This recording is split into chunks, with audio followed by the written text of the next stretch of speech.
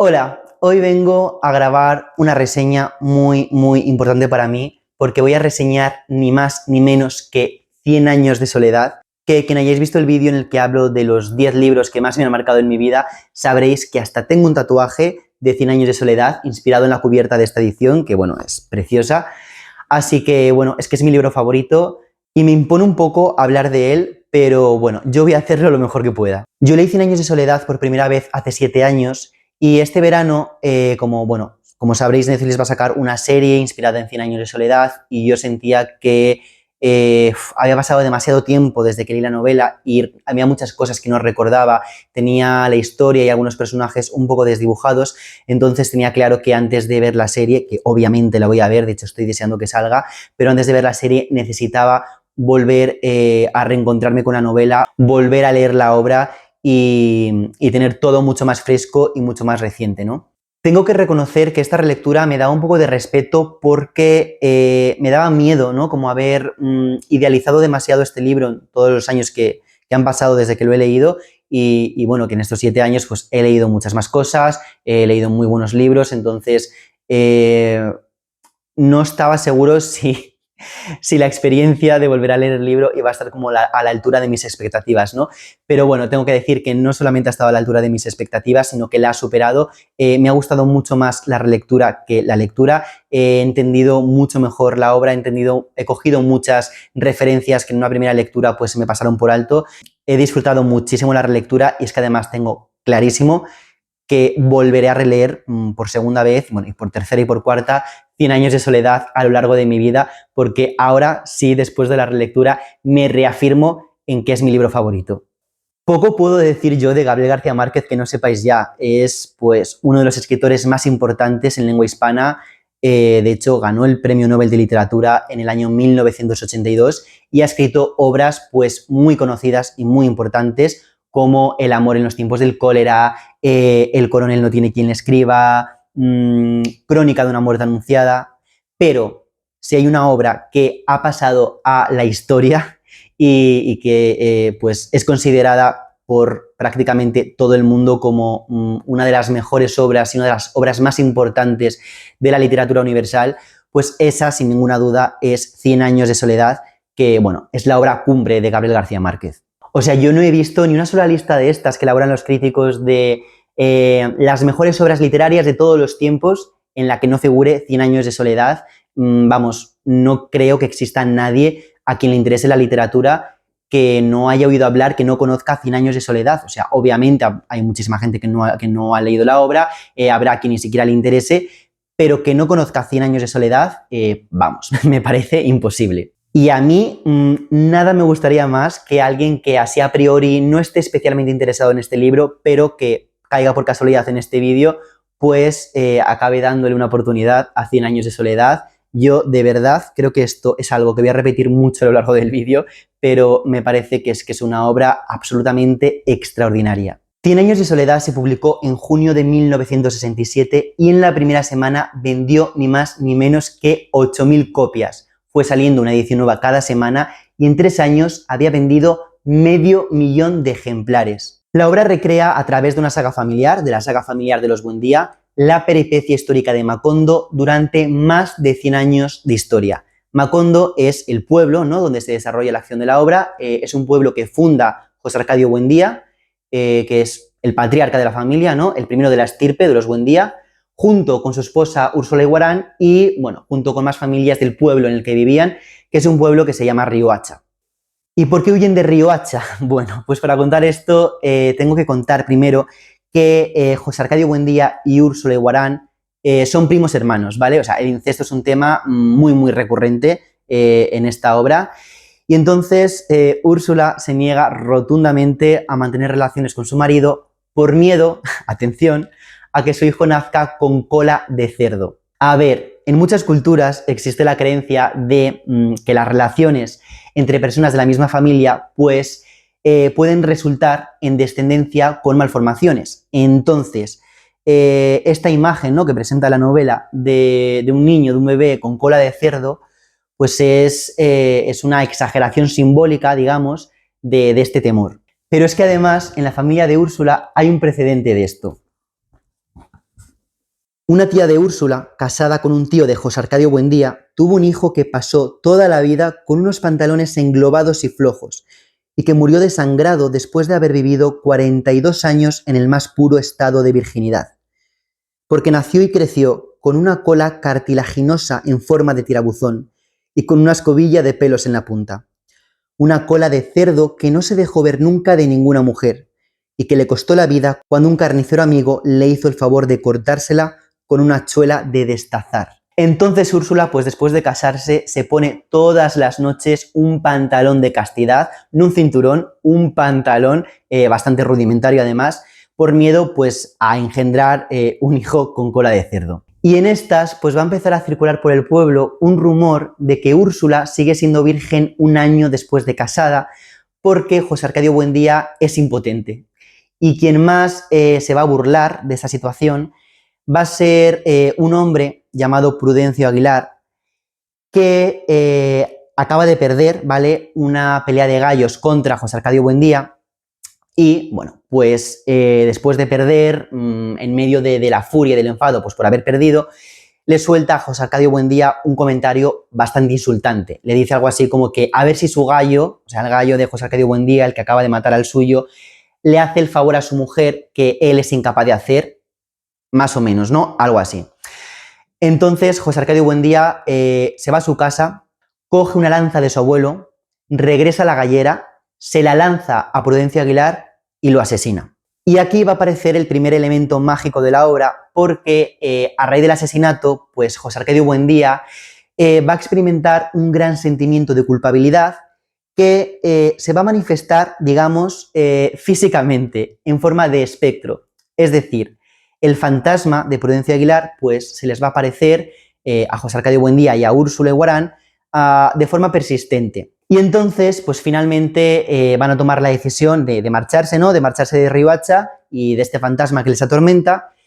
Y junto con otras familias del pueblo, pues van a emprender una expedición que va a durar, no recuerdo exactamente cuánto, pero vamos, bastante tiempo, ¿no? El caso es que van a emprender un largo y arduo viaje por la sierra y por la jungla, que originalmente lo que están buscando es el mar, pero vamos, son absolutamente incapaces de encontrarlo porque allí solamente hay selva y selva y más selva. Y una noche, José Arcadio Buendía tiene un sueño que creo que merece la pena que os lea.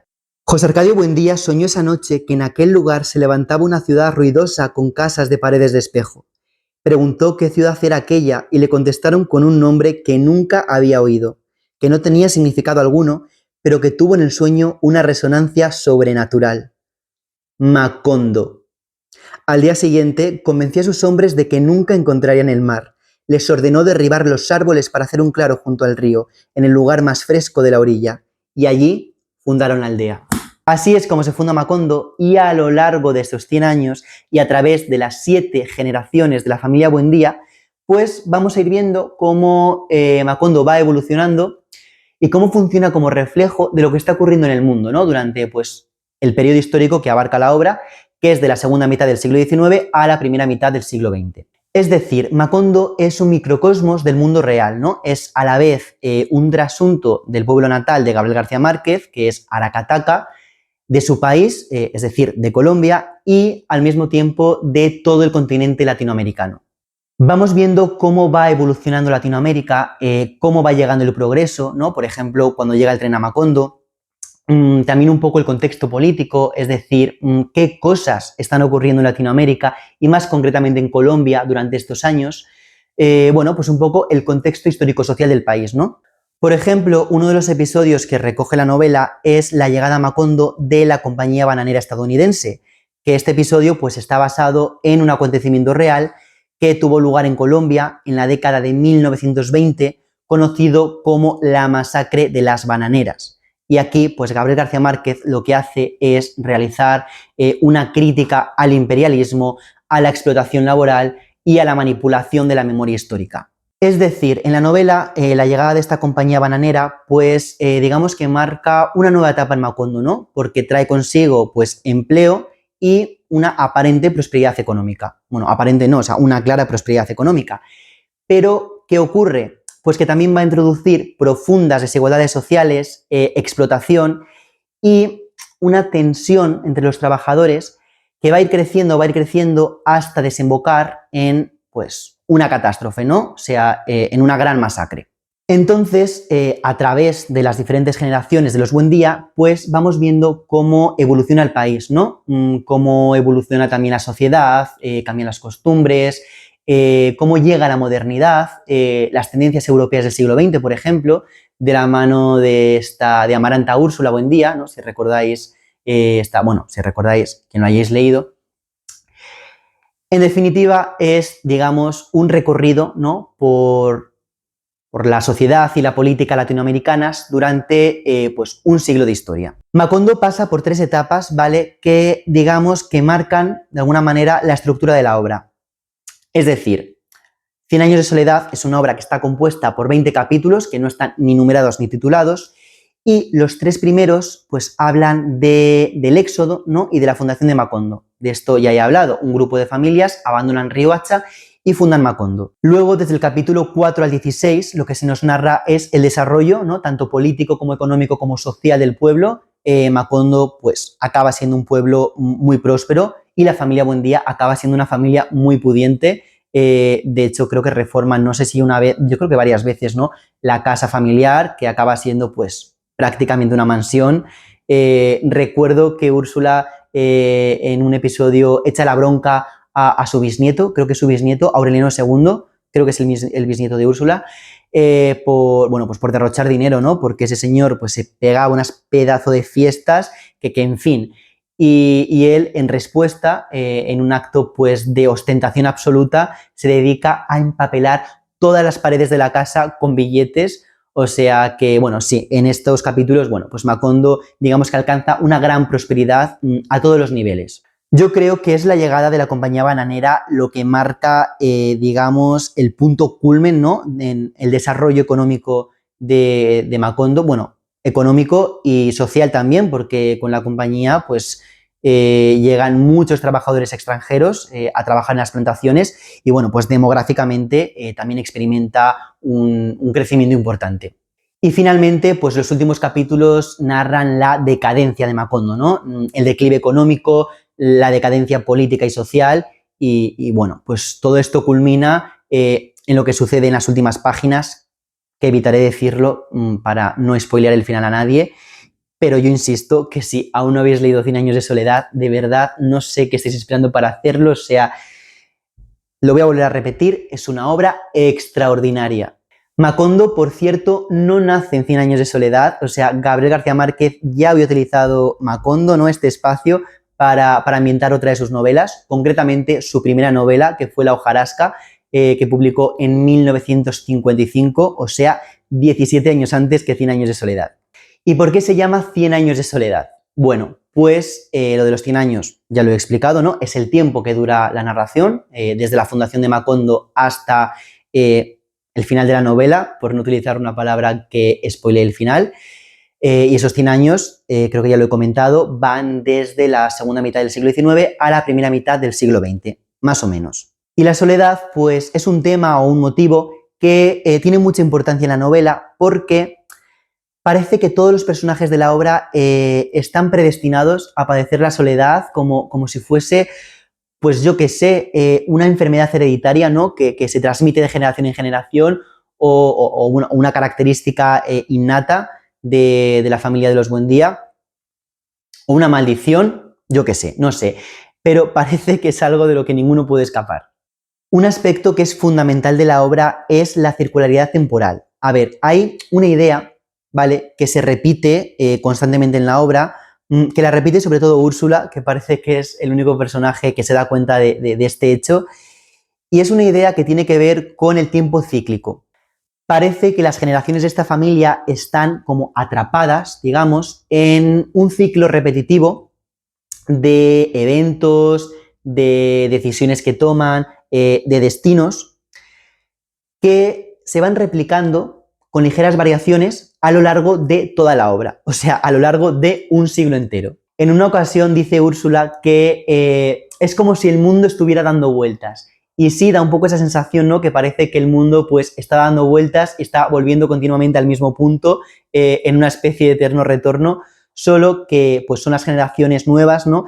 Quienes repiten constantemente las acciones y los errores de las generaciones anteriores. También se repiten los nombres a lo largo de toda la obra y esto pues es quizás uno de los aspectos más confusos, ¿no? de la novela.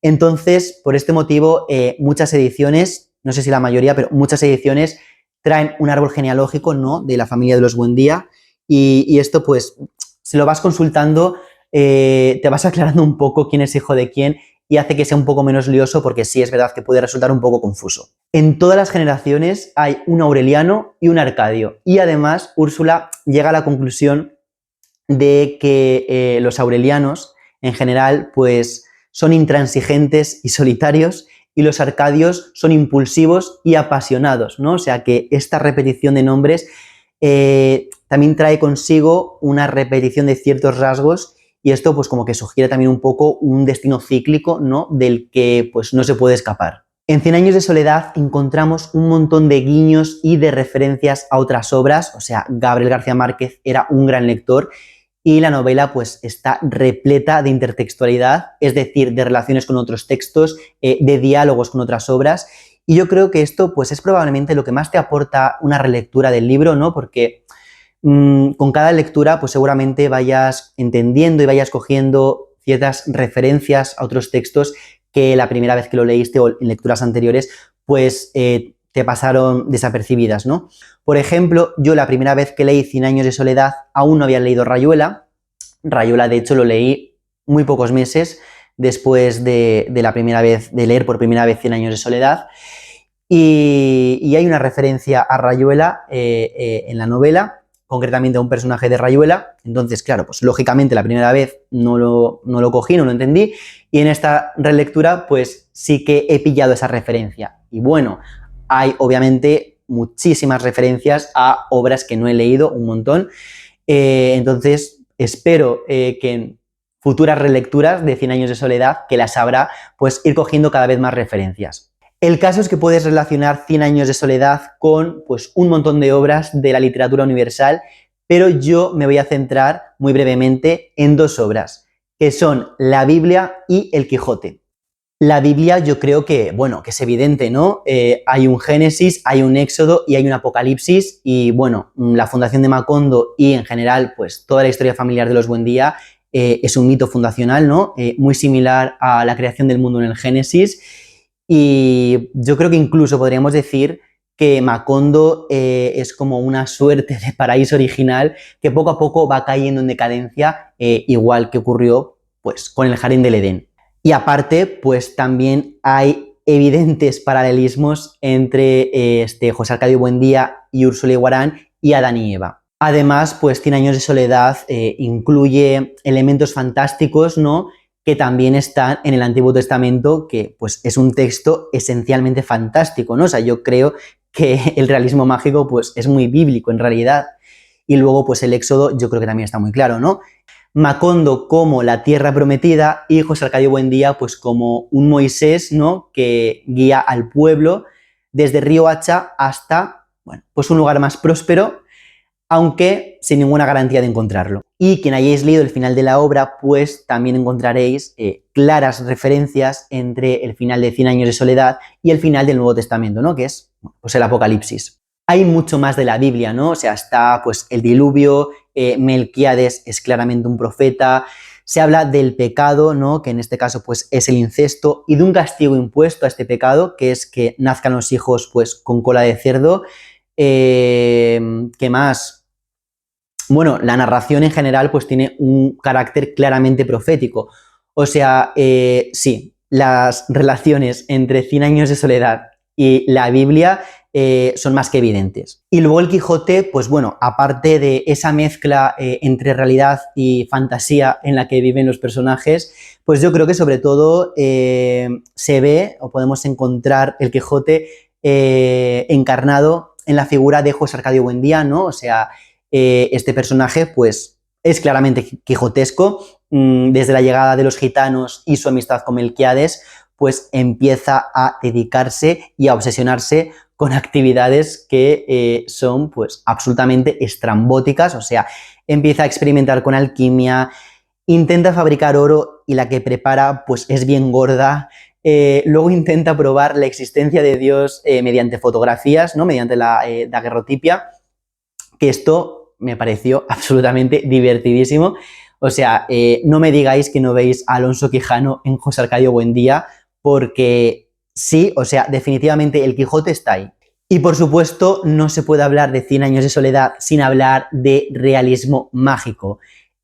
A ver, yo no voy a entrar ahora en los orígenes y en la evolución del realismo mágico, ni en otras obras anteriores y posteriores a 100 años de soledad que incluyan elementos del realismo mágico, porque, bueno, porque eso sería otro vídeo y porque no quiero pues ni irme por las ramas ni que este vídeo dure 100 años, pero en esencia lo que voy a decir es que el realismo mágico pues es una corriente literaria, bueno, en realidad artística, ¿vale? Porque no es exclusiva de la literatura, que mezcla elementos fantásticos con narrativas realistas. Es decir, el autor introduce en la narración pues elementos fantásticos, ¿no? Maravillosos, mágicos, que pues van a generar perplejidad y extrañeza en el lector, mientras que los personajes que rodean este evento sobrenatural pues no se extrañan. Y de esta manera pues se establece una dicotomía entre vigilia y sueño, ¿no? O sea, vigilia los elementos realistas y sueño los elementos fantásticos, oníricos casi, ¿no? Porque todo parece que es como una ensoñación. Esto me recuerda mucho a que yo hace, bueno, muchos años, o sea, yo era muy pequeño, una vez estaba en la cama quedándome dormido y claro, yo lo que veía pues era la pared de mi habitación donde había pues la típica cesta de mimbre donde se pone la ropa sucia, ¿no? Bueno, pues la ropa sucia estaba como sobresaliendo, ¿no? De la cesta de mimbre y se ve que me quedé dormido, vamos, espero que me quedase dormido, porque de repente vi que entraba en la habitación como una figura, un señor, no sé si era, bueno, como una sombra o una figura, que empezaba a pasearse por la habitación y se paraba en el cubo de la ropa sucia, cogía un puñado de mi ropa sucia y me la lanzaba así a la cara y yo cuando me llegaba a la cara, pues como que me despertaba bastante sobresaltado, ¿no? Entonces es como, no sé, esta introducción de elementos oníricos, ¿no? Dentro de un escenario que es real y que además tú percibes como realidad, porque yo no era consciente de que me había quedado dormido y porque estaba ahí, ¿no? Como en esa frontera, ¿no? Entre el sueño y la realidad, pues esa inclusión de repente de elementos que son fantásticos, que son imposibles en la realidad cotidiana o en algo que se le parece mucho, pues esto es un poco el realismo mágico.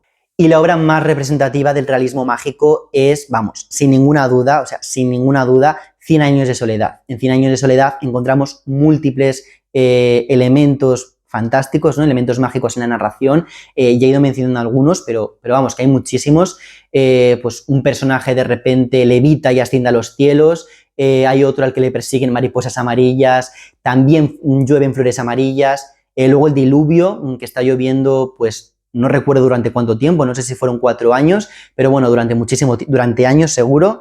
Luego la peste del insomnio, en fin, que hay estos acontecimientos, ¿no? Que son mágicos, fantásticos, irreales e imposibles, que como digo, en el lector pues sí que generan esa extrañeza, pero ¿qué ocurre? Bueno, pues que los habitantes de Macondo ni se inmutan, o sea, lo aceptan con total naturalidad y bueno, pues como parte de su realidad cotidiana. Sobre mi experiencia con la relectura me centraré más en el vídeo que suba sobre pues mi resumen, ¿no? De lecturas del mes de agosto, que subiré yo creo que seguramente en 2 semanas, no estoy seguro, pero creo que en 2 semanas, porque este vídeo pues, bueno, quiero que sea como una reseña más general, más técnica, ¿no? Si se quiere, pero sí que me gustaría comentar una cosa que me pasó completamente desapercibida la primera vez que leí 100 años de soledad y que en cambio ahora en la relectura pues me ha llamado mucho la atención, y es que aparece un personaje que se llama Gabriel y que además es nieto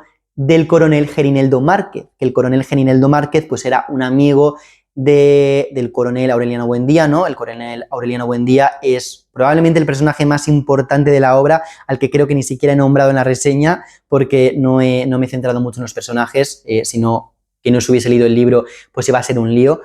Pero el caso es, bueno, esto, que el coronel Gerineldo Márquez era muy amigo del coronel Aureliano Buendía, que es hijo de José Arcadio Buendía y de Úrsula Iguarán, o sea, la segunda generación de la familia.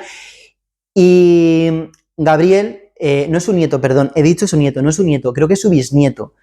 Gabriel, el bisnieto del coronel Gerineldo Márquez, es amigo de Aureliano Babilonia, que Aureliano Babilonia también forma parte de la familia Buendía, pero ya muy al final, o sea, me parece que es como de la sexta generación, creo que es nieto del sobrino del coronel Aureliano Buendía.